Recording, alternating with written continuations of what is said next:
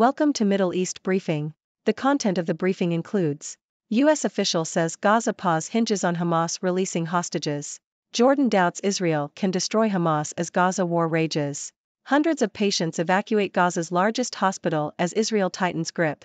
Israel latest: ground assault may be extended to South Gaza. Jordan's foreign minister offers blistering criticism of Israel as its war on Hamas rages on. U.S. official says Gaza pause hinges on Hamas releasing hostages. Financial Times.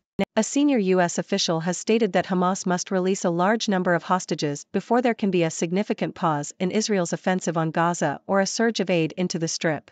Brett McGurk, the White House's Middle East advisor, commented that simply calling for a ceasefire is not a path to peace and that the onus is on Hamas to free their captives.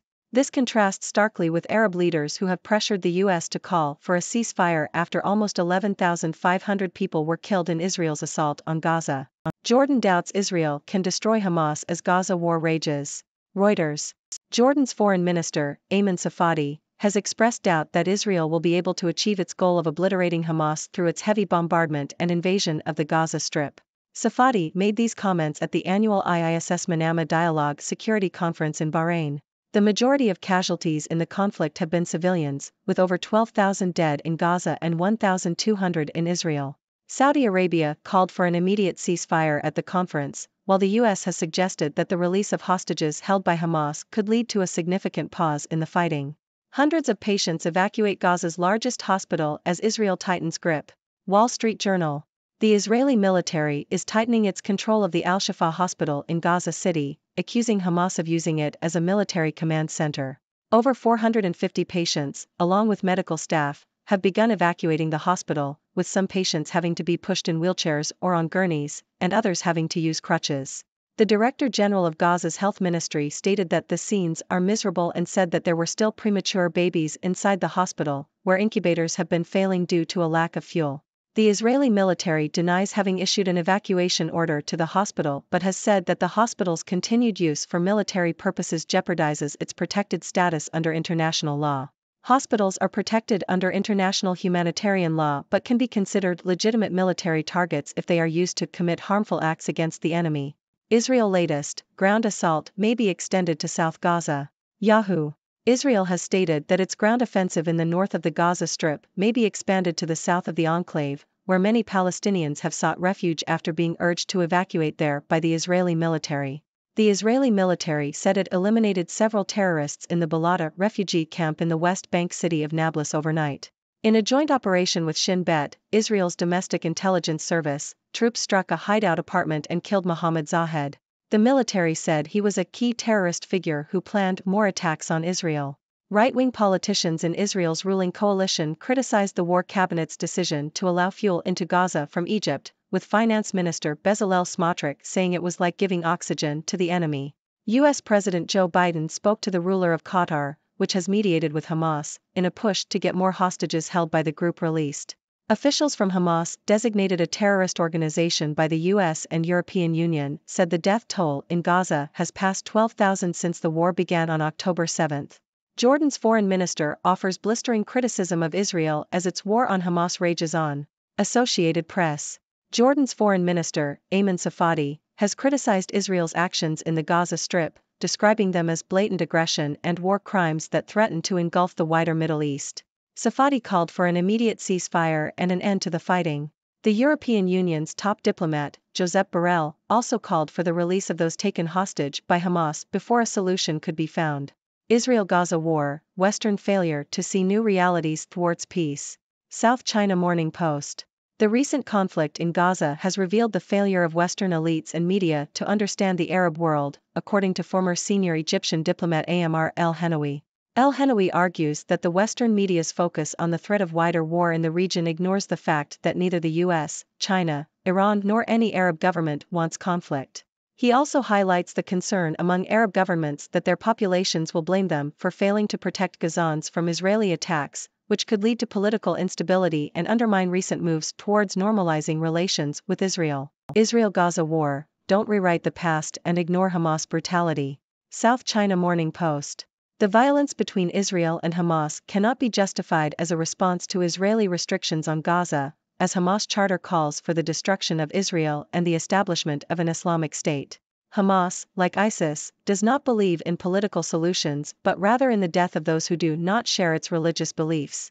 Israel withdrew from Gaza in 2005, but Hamas took control in 2007 and violently eliminated the Palestinian Authority's presence. Israel has made efforts to alleviate the humanitarian impact of the restrictions, but Hamas perpetuates the hardship for its own gain. The first step to a better future is to free Gaza from Hamas control. First group of wounded Palestinian children from Israel-Gaza war arrives in UAE. South China Morning Post. The United Arab Emirates, UAE, has received the first planeload of Palestinian children who were wounded in the Israel-Gaza war. The UAE has pledged to provide relief aid to 1,000 children, and the group of 15, including children and their family members, crossed the Gaza Strip's Rafah border, crossing into Egypt before flying to Abu Dhabi. Some of the children were critically wounded and needed to lie on stretchers during the flight. The war has been ongoing for 7 weeks and has resulted in the deaths of over 11,400 Palestinians, with 2/3 of them being women and children. The UAE has diplomatic relations with Israel following a recognition deal in 2020. How is the Gaza war affecting Israel's partner Jordan? Deutsche Welle. The war between Israel and Hamas in Gaza is having an effect on neighboring Jordan. Over half of Jordan's population is of Palestinian origin, and the issue of Palestinian statehood enjoys support from the population and the government. Jordan's King Abdullah II has sharpened his tone against Israel since the beginning of the war, calling Israel's actions in Gaza a war crime. This has led to a deterioration in bilateral relations between the two countries, with both ambassadors being recalled. However, while Abdullah II has called for a return to the two-state solution, he remains steadfast in his refusal to take in Palestinian refugees in Jordan. The country's resources are overstretched, and accepting Palestinian refugees would be seen as complicit in killing the Palestinian cause. The growing public sentiment in Jordan, which includes solidarity with Palestinians and Gazans, has also led to increased support for Hamas. Radical Islamist voices are gaining a hearing on the streets and on social media, and the government has started arresting protesters in response. There have also been calls for an end to the peace treaty with Israel, although this is unlikely to happen given Jordan's close relationship with the United States. However, other cooperation projects with Israel are likely to be negatively affected as a consequence of the strained relations.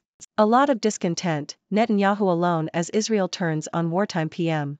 Al Jazeera.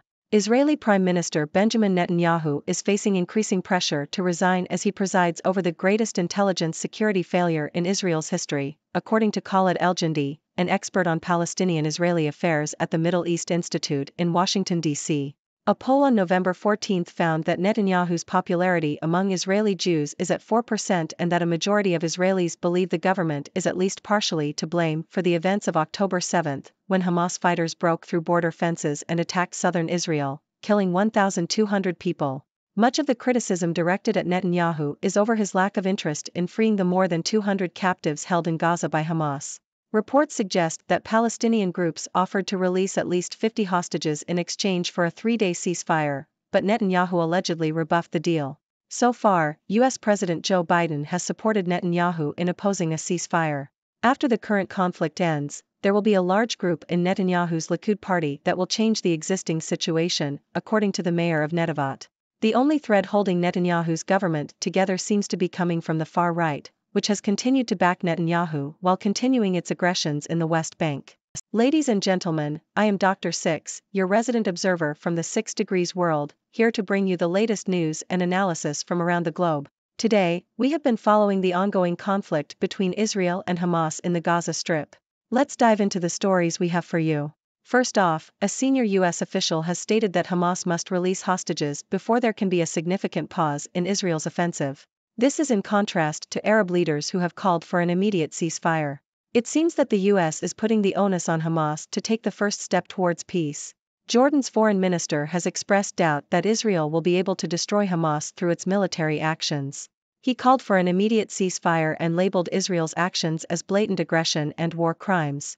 The Israeli military is tightening its control of Gaza's largest hospital, accusing Hamas of using it as a military command center. Patients and medical staff have begun evacuating the hospital, leaving behind premature babies and failing incubators. Israel has announced that its ground offensive may be expanded to the south of the Gaza Strip.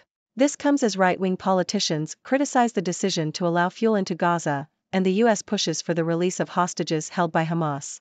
The recent conflict in Gaza has revealed the failure of Western elites and media to understand the Arab world, according to former Egyptian diplomat Amr el-Hanawi. He argues that the focus on the threat of wider war ignores the fact that no one wants conflict, and that Arab governments fear the blame for failing to protect Gazans. In the midst of this conflict, the UAE has received the first group of wounded Palestinian children for medical treatment.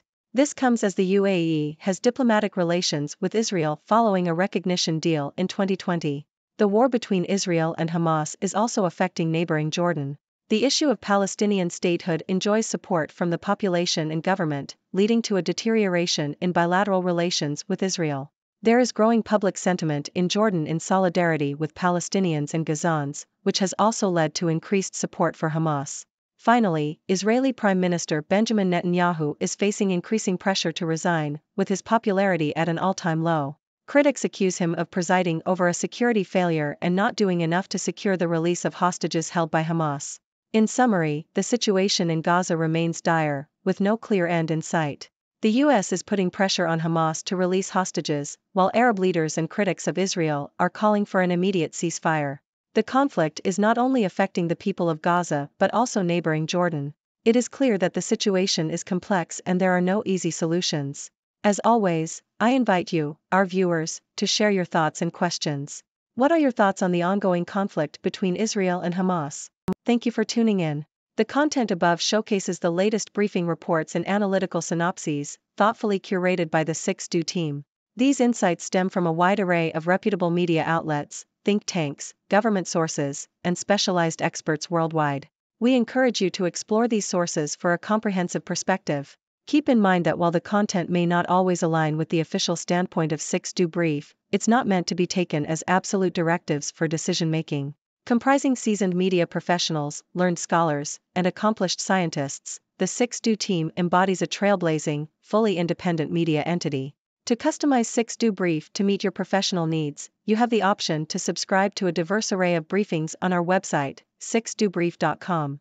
Regardless of your location, you can conveniently receive 6Do Brief via email.